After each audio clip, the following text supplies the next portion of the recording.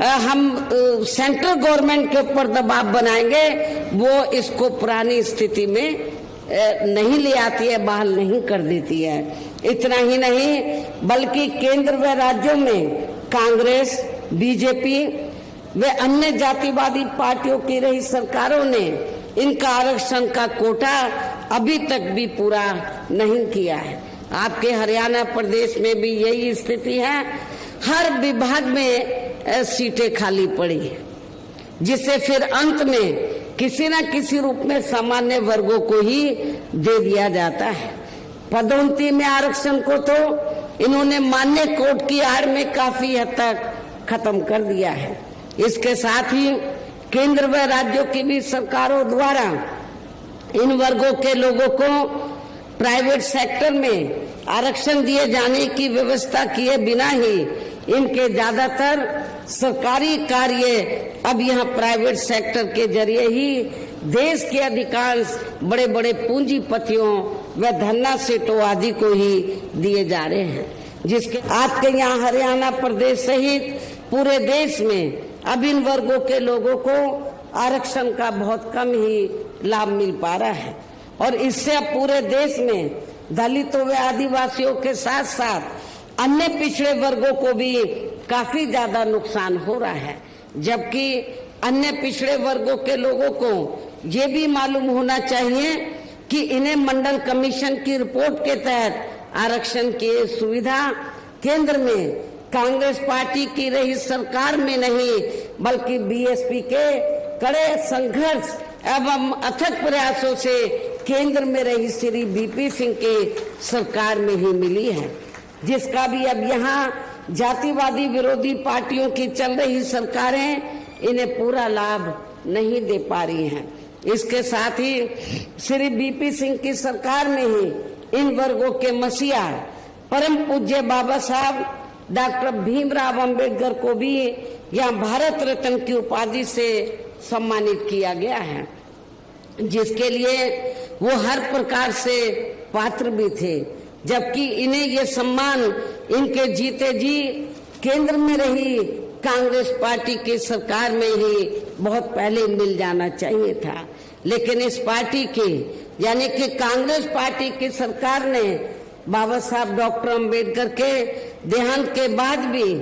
इन्हें काफी वर्षों तक इन्हें ये सम्मान नहीं दिया। इससे इन वर्गों के प्रति इस कांग्रेस पार्टी की हीन व जातिवादी मानसिकता साफ झलकती है। इतना ही नहीं बल्कि इनके कारवां को आगे बढ़ाने वाले वे हर मामले में समर्पित रहे व्यक्तित्व मान्यवर श्री कांशीराम जी के देहांत होने पर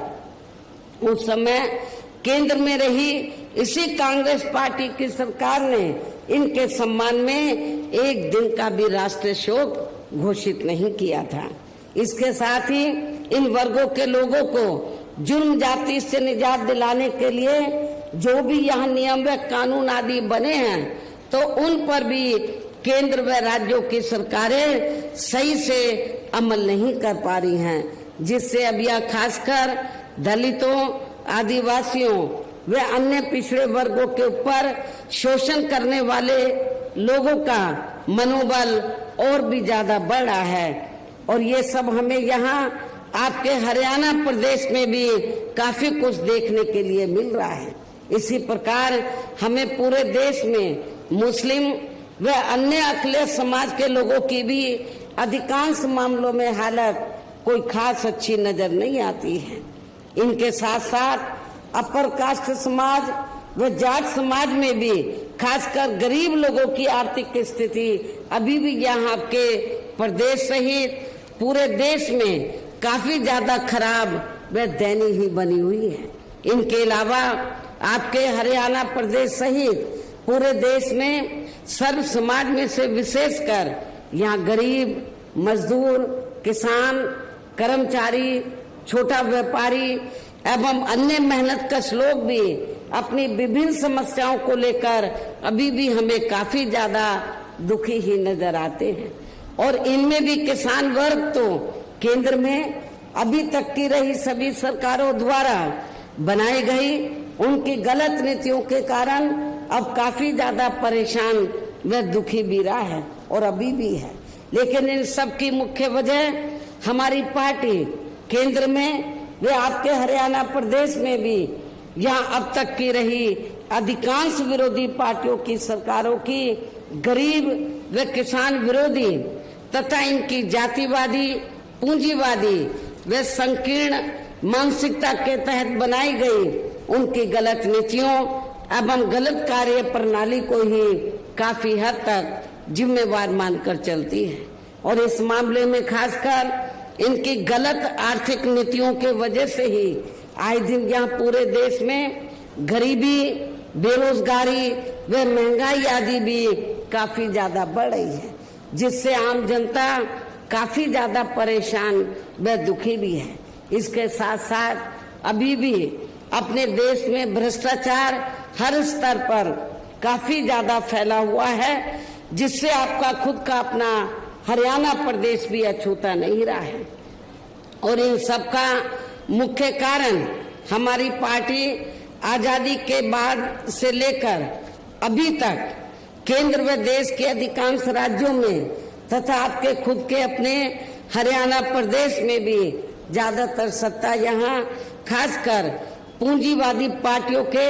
हाथों में ही आने को मानकर चलती है, जिसके कारण ही अब पूरे देश में वे आपके खुद के अपने प्रदेश में भी अभी भी हमें यहाँ सर्व समाज के लोग अधिकांश मामलों में काफी ज्यादा दुखी व परेशान ही नजर आते हैं, जबकि पूरे देश में बहुजन समाज पार्टी ही अकेली एक ऐसी पार्टी है जो विरोधी पार्टियों की तरह देश के बड़े बड़े पूंजीपतियों व धन्ना सेठों की आर्थिक मदद से नहीं बल्कि अपनी पार्टी के ही आम कार्यकर्ताओं की आर्थिक मदद से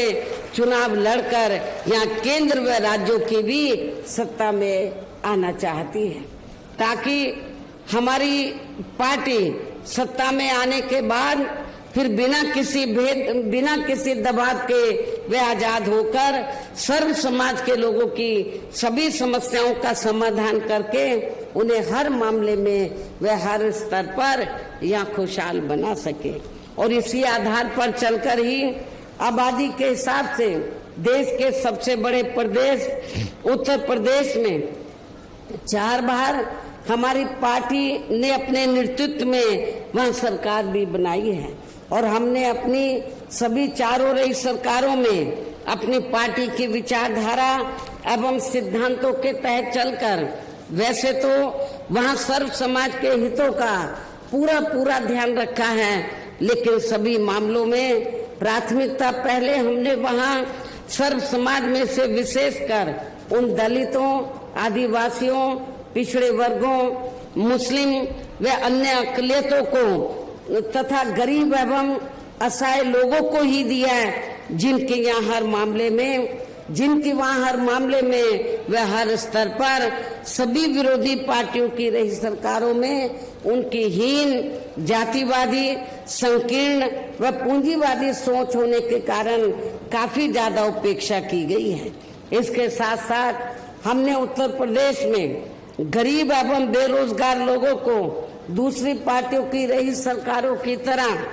मामूली सा बेरोजगारी भत्ता न देकर उन्हें बड़ी तादाद में सरकारी एवं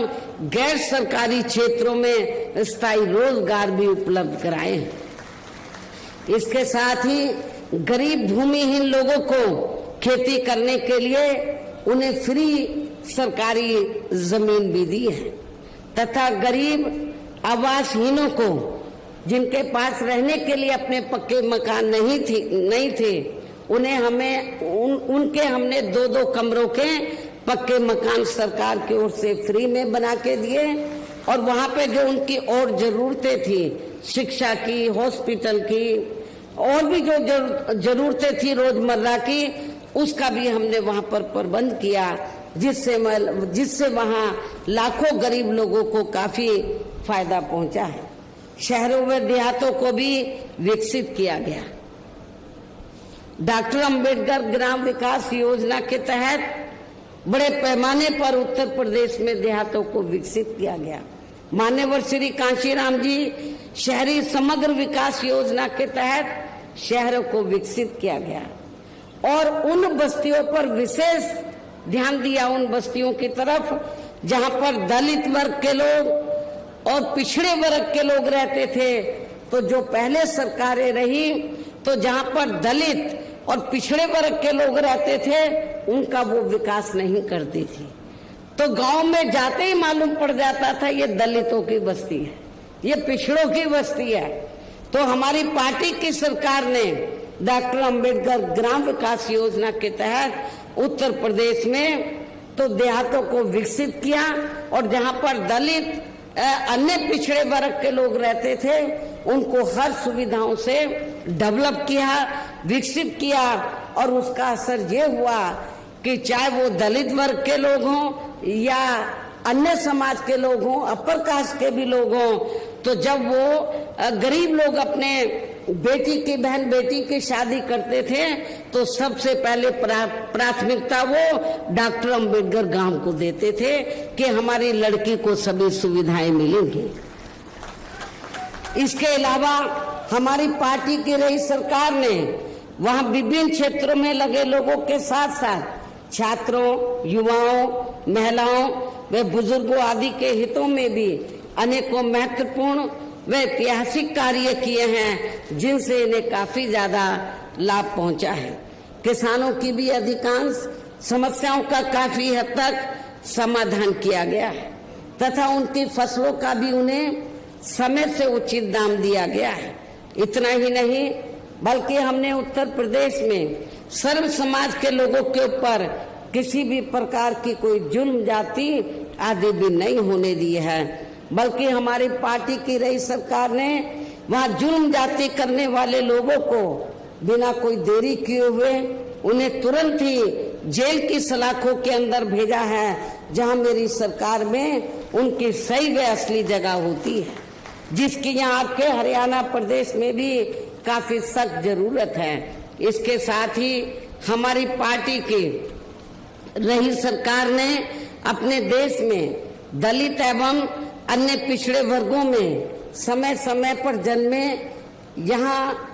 अपने महान संतों, गुरुओं व महापुरुषों में भी खासकर महात्मा ज्योतिराव फूले, छत्रपति शाहू जी महाराज, श्री नारायण गुरु, बाबा साहब डॉक्टर भीमराव अंबेडकर एवं मान्यवर श्री कांशीराम जी आदि को भी विभिन्न रूपों में पहली बार वहां पूरा आदर सम्मान दिया है, जिन्हें विरोधी पार्टियों के लोग अभी तक भी आसानी से पचा नहीं पा रहे हैं। इस प्रकार से उत्तर प्रदेश में हमारी पार्टी ने अपने सभी चारों रहे शासनकाल के दौरान वहां हर मामले में व हर स्तर पर सब समाज के लोगों को काफी बेहतरीन सरकार दी है।